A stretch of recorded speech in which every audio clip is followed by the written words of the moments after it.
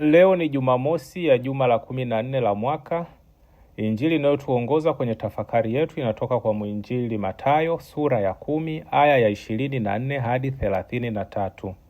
Wapendwa katika Kristo, katika injili ya leo Yesu anarudia takribani mara 3 maneno haya: msiogope. Hii sio kwa sababu maisha ya Mkristo hayatakuwa na matatizo, bali ni kinyume chake. Yesu anajua wazi kwamba njia ya kumfuata yeye ni njia yenye changamoto, upinzani na wakati mwingine mateso makali. Jana tulimsikia Yesu akiwaonya wanafunzi wake kwamba watateswa, watapigwa na watachukiwa kwa sababu ya jina lake.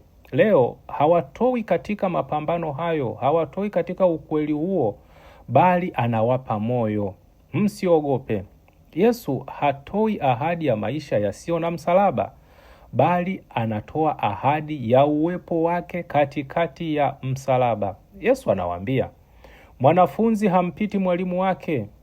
Ikiwa Bwana wetu alikataliwa, alisingiziwa na hatimaye akasulubiwa, nasi tusishangae tutakapokutana na upinzani kwa sababu ya kuishi na kutetea Injili. Hata hivyo, kama Kristo alishinda kifo na dhambi, nasi pia tutashinda ikiwa tutabaki waaminifu kwake. Ndugu zangu, mojawapo ya maadui wakubwa wa imani ni hofu.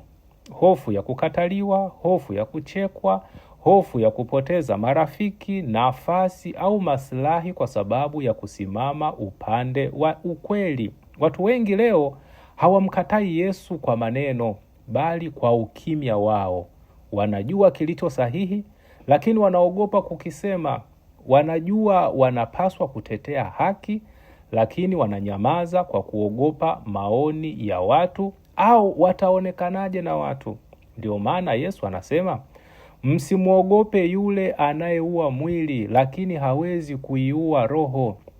Kinachopaswa kutuogopesha si mateso ya mwili, bali kumpoteza Mungu kwa sababu ya hofu. Hakuna hasara kubwa kuliko kuikana imani yetu ili kumpendeza mwanadamu. Kisha Yesu anatupa sababu kubwa ya kutokuogopa. Anasema, hata shomoro wawili hawauzwi bila Baba kujua, na hata nywele zote za vichwa vyetu zimehesabiwa. Huu ni ujumbe wa faraja kubwa sana. Mungu anakujua. Mungu anakujali. Mungu anaona machozi yako, mapambano yako na hofu zako. Hakuna jambo lolote linalokupata ambalo liko nje ya macho na upendo wa Mwenyezi Mungu. Tunapoangalia msalaba wa Kristo, tunaona thamani yetu.